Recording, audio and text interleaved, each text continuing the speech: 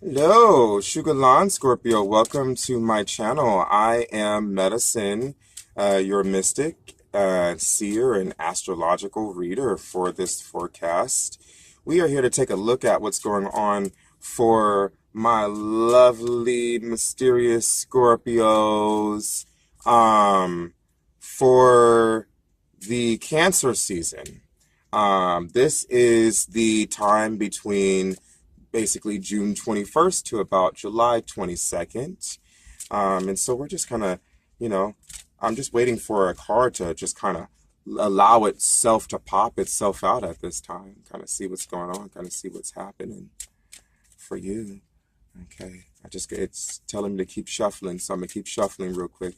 Please just give me a second here. All right.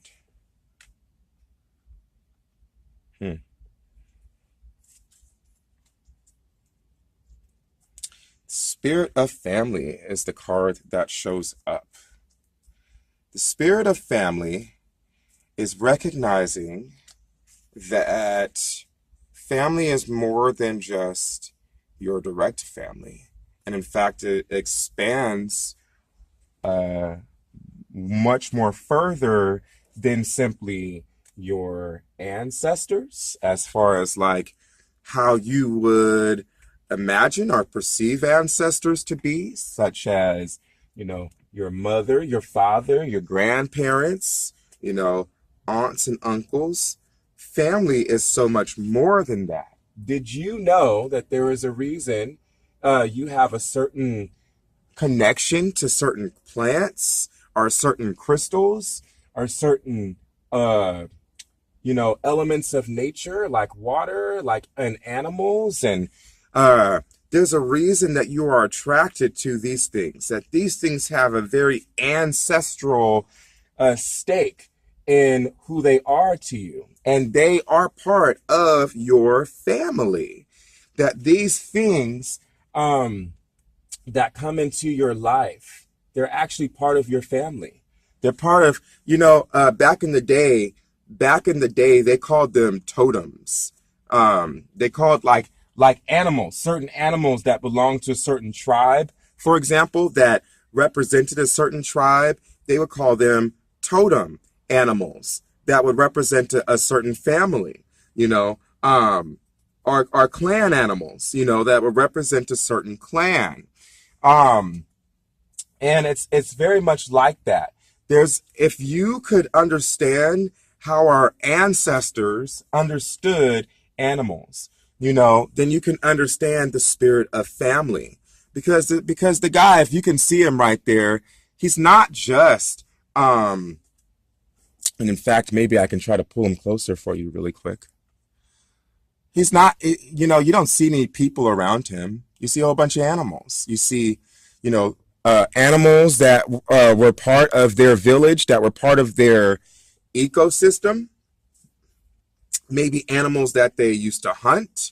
Maybe animals that that perhaps were livestock. Maybe animals that that they refer to as their ancestors.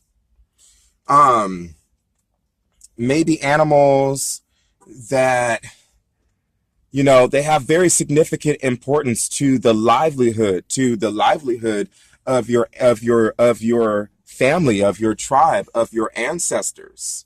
And they still continue to have that same significance and connection to you today.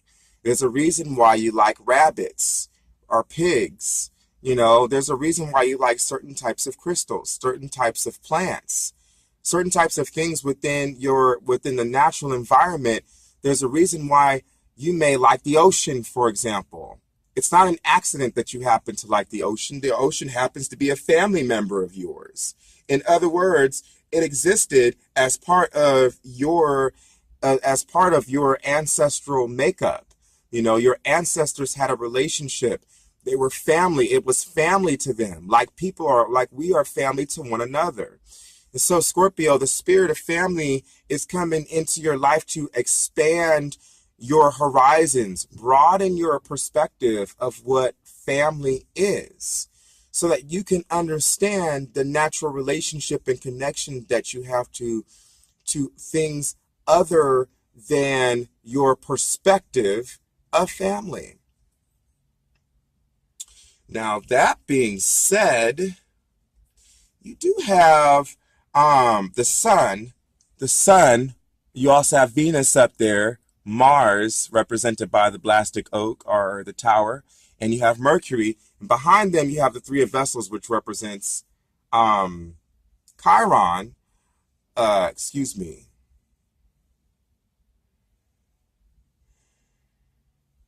The North Node. Thank you. And these guys are all in your ninth house. So talk about spiritual expansion. The ninth house is the house of expansion. It is your house of travel.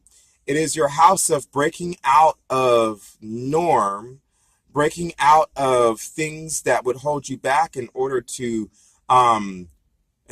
seek higher, expand your horizons, expand your perspective, expand your awareness on a certain subject. Perhaps the subject happens to be something around animal relations in your life with the spirit of family here, or plant relations, or crystal relations. You know that there's a very ancestral tie, connection to these things. Perhaps your spirit of family, perhaps that's what you're expanding upon. Perhaps for some of you, you may find this expansion by going on an adventure outward. But for many of you, this might be a very inward journey. I say this because, I mean, we're talking about Cancer being in your ninth house. And even though Cancer is a sign of summer, which means she's a very outgoing sign, she's also a sign of domesticity and being within the family and being of rest. It's so funny to me that Cancer, which all of these 5 planets right now, the sun as a luminary, you know, the North Node as a point, Mercury, Venus, and Mars all happen to be in this enchanting sign of Cancer and expanding one's horizons on family, because Cancer works with family. So it's almost like the stars and the planets are really reflecting very eloquently the spirit, the center card here, which is the spirit of family. I've been really fortunate in the fact that it's like me, the spirits are like just like really showing up, you know, like this is such validation to me that the spirits are really showing up in all of this. Because think about this for a second. Cancer is the sign of domesticity and family. When you think about that, it also includes livestock. Because livestock for our ancestors was a huge part of what brought them emotional security, because it brought them physical security. And oftentimes, our emotions are very much connected to our physical. So what brings us material security also brings us emotional security, and vice versa. What brings us emotional security can also bring us physical security at the same time. And it's not to say that it's not to say that that we need to be held down by the physical, but then at the same time, it's also let's be realistic here. We're all meant to be on this planet for a reason, and we all need to take care of our physical selves and our emotional selves if we're going to exist here. And that's just it. And I think that, with Cancer, the spirit, the zodiac of family, and domesticity, livestock, domestic animals, horses, sheep, pigs, goats, chickens, turkeys, rabbits, dog, cat, domesticated animals can definitely be experienced here with Cancer being in your ninth house, which just so beautifully supports the spirit of family card. It so beautifully supports that. But then there's also this sense of recklessness and wildness and wanting to break free from that as well with the ninth house. The ninth house wants to break free from domesticity. So it causes us to expand our minds. So not only are we looking at domestic animals, but we are also looking at wild animals. Wild animals that played a very integral part in our everyday lives, especially for our families. You know, wild animals that played a very important role in the survival of our ancestors, you know, that were not domesticated, that were not livestock, but wild animals that we would hunt, for example, are wild animals that were in some way a part of our everyday.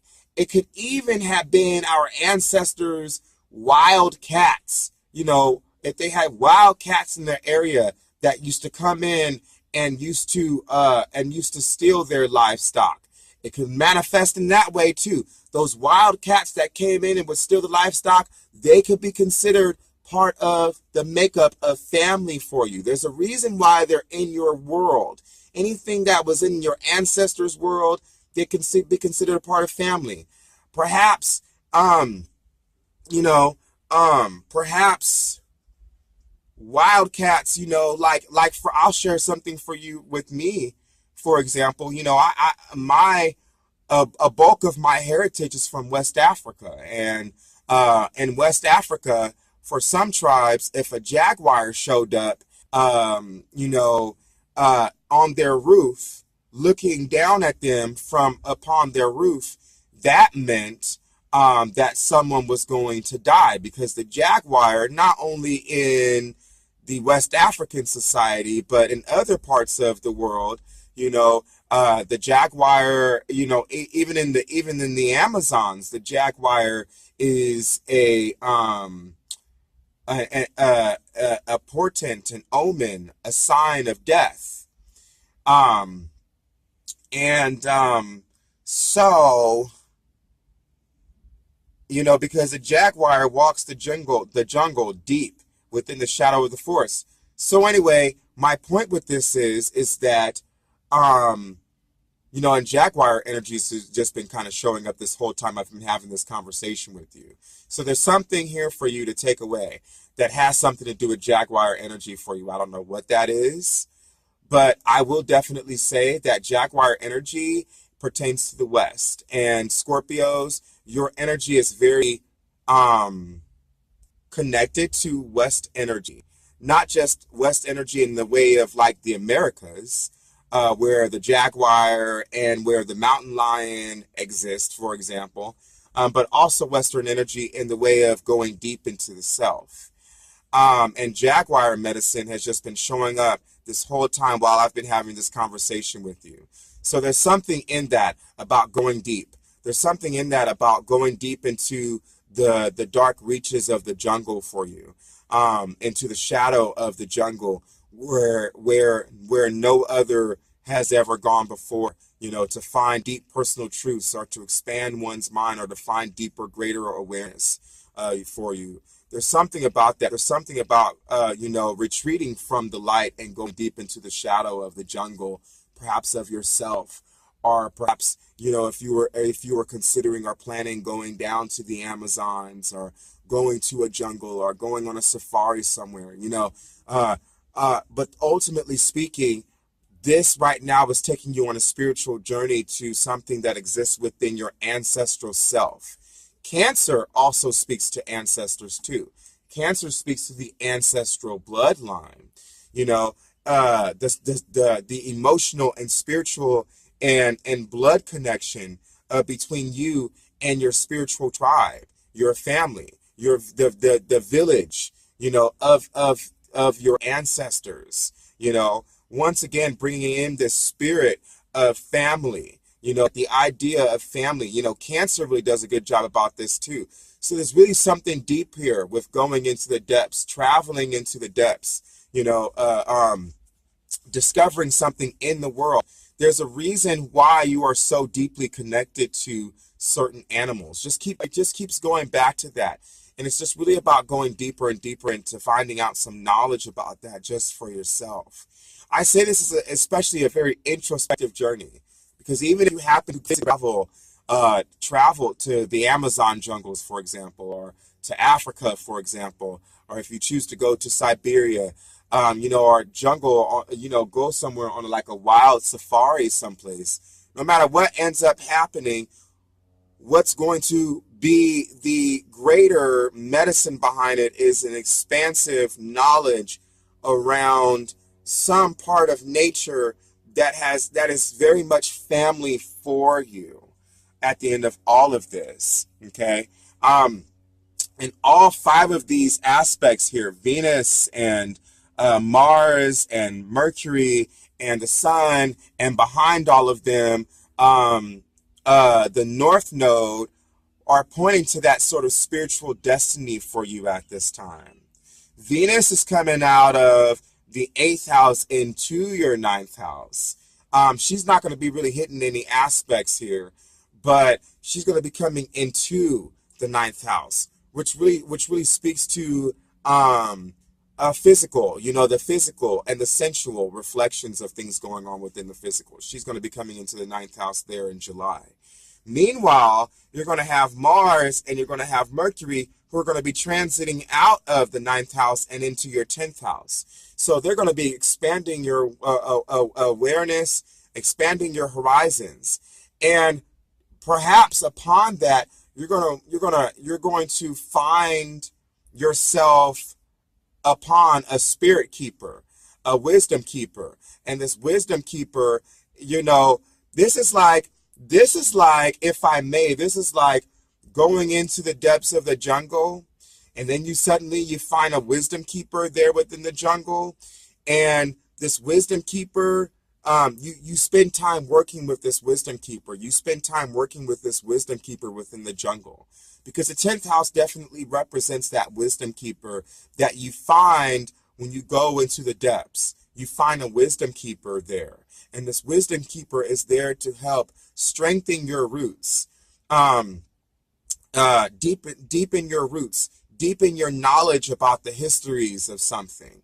So chances are, not only will you happen upon these deeper awarenesses, but you may also happen upon a wisdom keeper of some sort, a mentor, an elder, that might teach you a greater history, that might teach you the histories of your ancestors, of your ancestral family.